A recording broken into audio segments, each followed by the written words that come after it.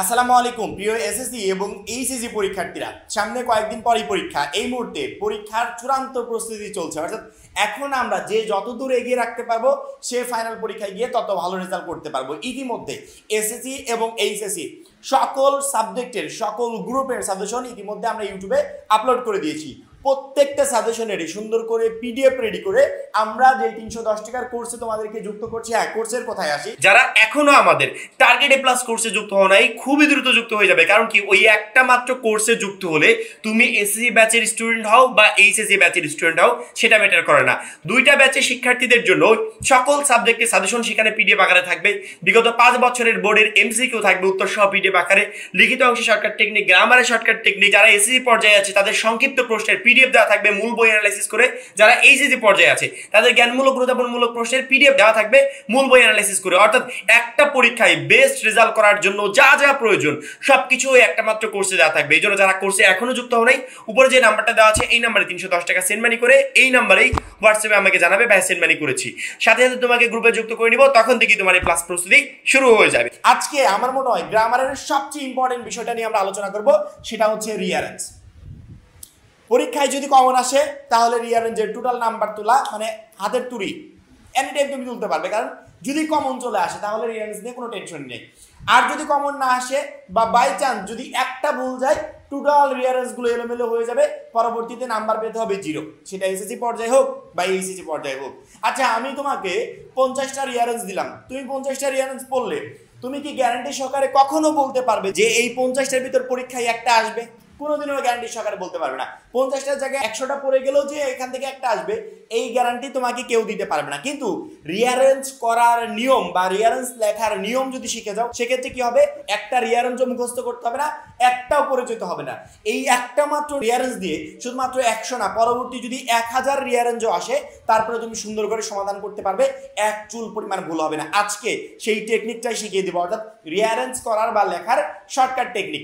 SSC পর্যায়ে HSC পর্যায়ে দুই ব্যাচের শিক্ষার্থীরাই দেখবে ইনশাআল্লাহ পরীক্ষায় রিঅ্যারেঞ্জে পুরো নাম্বারটা তুলতে পারবে।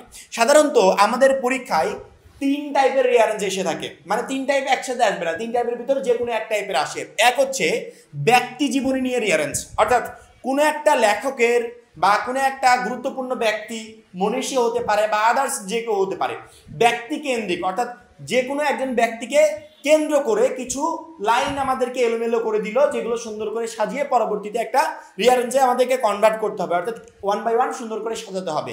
এই ব্যক্তিকেন্দ্রিক রিঅ্যারেঞ্জ আসে। 2 নম্বরে ঐতিহাসিক ভিত্তিক, অর্থাৎ ইতিহাস রিলেটেড, যেমন ধর 1971 সালের ইতিহাস হতে পারে, এই রিলেটেড আমাকে একটা রিঅ্যারেঞ্জ দিয়ে দিল, আমাকে লাইনগুলো সুন্দর করে সাজিয়ে নিতে হবে। মনে করো কয়েকদিন আগে জুলাই অভ্যুত্থানটা শেষ হয়ে গেল, জুলাই অভ্যুত্থান রিলেটেড একটা রিঅ্যারেঞ্জ দিয়ে দিল, মানে ঐতিহাসিক ইতিহাস রিলেটেড যে কোনো একটা রিঅ্যারেঞ্জ পরীক্ষা আসতে পারে। পরবর্তীতে ভাব বা বর্ণনামূলক বিষয়, অর্থাৎ কোনো একটা বিষয় ফুটিয়ে তোলে সেটার বর্ণনা আমাকে প্রকাশ করতে বলা হয়েছে, বর্ণনাগুলো এলোমেলো আকারে দেওয়া আছে, আমাকে সুন্দর করে সাজিয়ে নিতে হবে। এই 3টা রিঅ্যারেঞ্জের একটাও তোমাকে মুখস্থ করতে হবে না, 3টারই সুন্দর প্রসেসটা বলে দিব, জাস্ট ফরম্যাটটা মাথায় দিয়ে পরীক্ষার হলে যাবে, রিঅ্যারেঞ্জ যে কোনো জায়গা থেকে আসুক সহজে অ্যান্সার করতে পারবে। 1 নম্বরে ব্যক্তি জীবনী, তোমার পরীক্ষার খাতায় এলোমেলো করে কিছু রিঅ্যারেঞ্জ দেওয়া আছে, এখন এই রিঅ্যারেঞ্জগুলো সাজাবে কিভাবে, এই ফরম্যাটটা মানে ব্যক্তি জীবনী কেন্দ্রিক যদি রিঅ্যারেঞ্জ আসে এই ফরম্যাটটা মাথায় নিয়ে যাবে। ওই লাইনগুলো থেকে প্রথমে খুঁজে বের করবে ওই ব্যক্তির নাম বা উপাধি রিলেটেড কোনো লাইন আছে কিনা। অবশ্যই তুমি খুঁজে পাবে, যদি ব্যক্তিকেন্দ্রিক হয় অবশ্যই নাম বা উপাধি রিলেটেড, নামের জায়গায় উপাধি থাকতে পারে বা উপাধির জায়গায় নাম থাকতে পারে বা নাম উপাধি দুইটাই থাকতে পারে, এই কোয়ালিটির লাইন তুমি খুঁজে পাবে, ওই লাইনটা তুমি দিবে সবার উপরে। 2 নম্বরে জন্ম রিলেটেড কোনো ইনফরমেশন আছে কিনা সেইটা দিবে 2 নম্বরে। 3 নম্বরে এবার আসি পিতা মাতার পরিচয়, বা অর্থাৎ যাকে নিয়ে রিঅ্যারেঞ্জটা আসছে তার যদি পিতার বিষয়ে কোনো ইনফরমেশন থাকে কোনো লাইনে, সেই পিতার পরিচয়টা দিবে, পরবর্তীতে যদি মাতারটা থাকে তাহলে মাতার পরিচয়টা দিবে, ঠিক আছে? 3 নাম্বার গেল।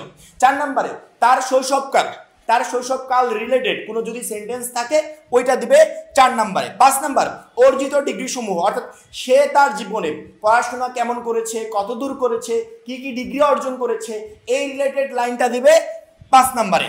6 নম্বরে বিশেষ লেখনী, অর্থাৎ লেখাপড়ার পরবর্তীতে অর্থাৎ ডিগ্রি সমূহ অর্জনের পরবর্তীতে তার জীবনে যেহেতু গুরুত্বপূর্ণ একজন, রিঅ্যারেঞ্জগুলো সাধারণত গুরুত্বপূর্ণ ব্যক্তিদের নিয়ে আসে, ঠিক আছে, ব্যক্তিকেন্দ্রিক রিয়ারেঞ্জ মানেই গুরুত্বপূর্ণ ব্যক্তি নিয়ে। সে যদি তার জীবনে কোনো বিশেষ কিছু লিখে থাকে, সেই লেখনী নিয়ে যে লাইনটা আছে ওই লাইনটা দিবে 7 নম্বরে।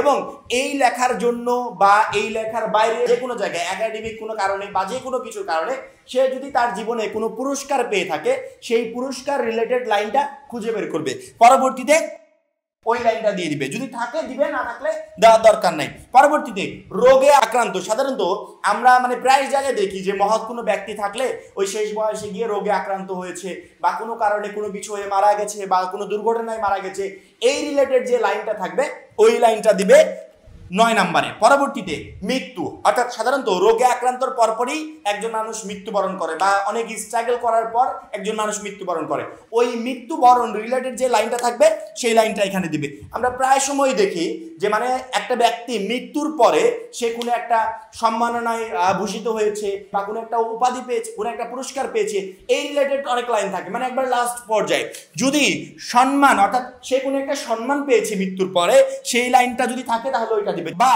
তাকে তার মৃত্যুর পরে কোনো একটা বিষয় নিয়ে স্মরণীয় করে রাখা হয়েছে, তাকে এখনো স্মরণ করা হয়, সেই রিলেটেড লাইনটা যদি থাকে ওটা দিবে সবার লাস্টে। এখানে মেইন কথা হচ্ছে তোমাকে শুধুমাত্র এই ফরম্যাটটা মাথায় নিয়ে যেতে হবে যে আমার প্রথম লাইন হবে নাম বা উপাধি রিলেটেড, পরবর্তীতে জন্ম রিলেটেড, পরবর্তীতে পিতামাতার পরিচয় রিলেটেড, পরবর্তীতে শৈশবকাল, এইভাবে সিরিয়াল মেনটেন করে এই ফরম্যাটটা মাথায় নিয়ে যেতে হবে। ব্যক্তি কেন্দ্রিক যে কোনো রিয়ারেঞ্জ আসুক, তুমি একটা ফরম্যাট দিয়ে টোটাল রিয়ারেঞ্জগুলো সলভ করতে পারবে, অর্থাৎ এই ফরম্যাটটা মাথায় থাকলে আর কিছু তোমার প্রয়োজন হবে না। পরবর্তীতে 2 নম্বরে ঐতিহাসিক ভিত্তিক। আচ্ছা, ঐতিহাসিক ভিত্তিক মানে কি বলতো? প্রথমেই বলেছি, ইতিহাস রিলেটেড কোনো রিয়ারেঞ্জ যদি পরীক্ষায় আসে, মনে করো 1971 সালের ঘটনাবলী নিয়ে একটা রিয়ারেঞ্জ চলে আসলো, এখন যদি ওই রিলেটেড রিয়ারেঞ্জটা আসে তাহলে দেখবে ইতিহাস রিলেটেড বা ঐতিহাসিক রিয়ারেঞ্জ আসলেই ওইখানে সাল উল্লেখ করা থাকবে, তারিখ উল্লেখ করা থাকবে, মাস উল্লেখ করা থাকবে, এগুলো উল্লেখ করা থাকবে। ঐতিহাসিক রিলেটেড রিয়ারেঞ্জ আসলে পরীক্ষায় সব থেকে সহজ হয় অ্যান্সার করা। কেন বলতো? ওইখানে যে ডেটগুলো উল্লেখ করা থাকে, মাস, তারিখ, সাল, এগুলো দেখে দেখে আমরা পর্যায়ক্রমে সাজাতে পারি। যেমন ধরো এই প্রথমে আছে 1971, পরবর্তীতে আছে 1969। এখন 1971-এর ঘটনার পরে তো আর 1969-এর ঘটনা আসবে না, আগে 1969-এর ঘটনা হয়েছে, পরবর্তীতে 71-এর ঘটনা আসবে।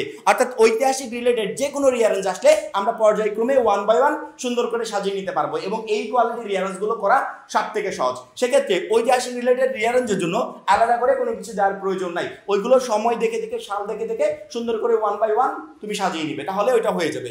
পরবর্তীতে আরেকটা গুরুত্বপূর্ণ, সেটা হচ্ছে ভাব বা বর্ণনামূলক, অর্থাৎ কোনো একটা বিষয়বস্তুকে ফুটিয়ে তুলে সেটার ভাব বা বর্ণনা করতে বলা হয়েছে, ওই বর্ণনামূলক কথাগুলোই 1 বাই 1 সুন্দর করে সাজাতে হবে। কিন্তু সেটা কিভাবে সাজাবে একটু খেয়াল করে দেখো। 1 নাম্বার, যেই বিষয়ের রিয়ারেঞ্জটা আসছে অবশ্যই ওইটার কোনো একটা শুরু আছে, কোনো একটা লাইন দিয়ে শুরু করেছে, ওই শুরুর লাইনটা তোমাকে 1 নম্বরে লিখতে হবে।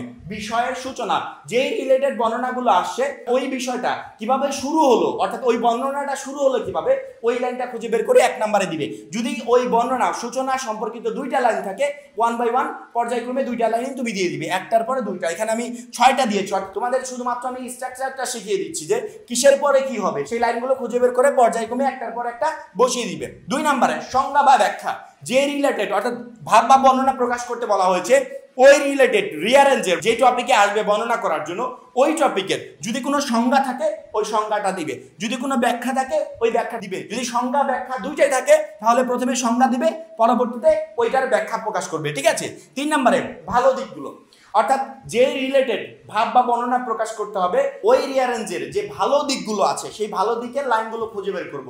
ভালো দিকের 3টা লাইন থাকতে পারে, 3টাই পর্যায়ক্রমে 1 বাই 1 দিয়ে দিব।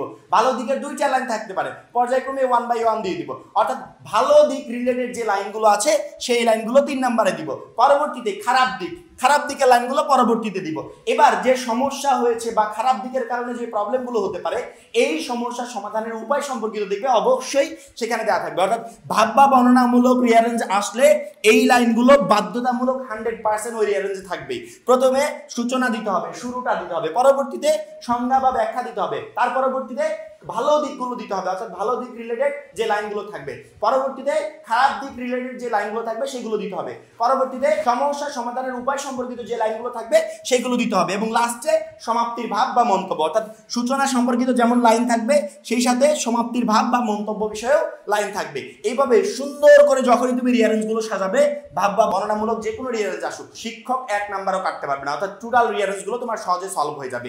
আমরা 50টা 100টা রিয়ারেঞ্জ কমপ্লিট করে গেলেও পরীক্ষার হলে গিয়ে ওই গ্যারান্টি দিতে পারি না যে এখান থেকে একটা আসবে, কিন্তু ফরম্যাট শিখে গেলে যে কোনো জায়গা থেকে আসুক এই ফরম্যাটগুলো অ্যাপ্লাই করে যে কোনো রিয়ারেঞ্জ আমি সুন্দর করে পরীক্ষার খাতায় লিখে দিয়ে আসতে পারবো। আমি আশা করি যে এখন পর্যন্ত রিয়ারেঞ্জ নিয়ে যার যত প্রবলেম ছিল টোটাল প্রবলেমগুলো এই একটা মাত্র ভিডিওর মাধ্যমে সলভ হয়ে গেছে। এবং এর যে পিডিএফ কপিগুলো আছে এগুলো আমরা 310 টাকার কোর্সে অ্যাড করে দিব, চাইলে এখান থেকে তুমি নিয়ে কম্পিউটার দোকান থেকে প্রিন্টও করে নিতে পারবে। এবং যারা এখনো আমাদের টার্গেট প্লাস কোর্সে যুক্ত হওয়া নাই, খুবই দ্রুত যুক্ত হয়ে যাবে, কারণ তুই একটা মাত্র কোর্সই তোমাকে প্রত্যেকটা সাবজেক্টে বেস্ট একটা রেজাল্ট করতে সহযোগিতা করবে। সবাই ভালো থাকবে, সুস্থ থাকবে, আল্লাহ হাফেজ।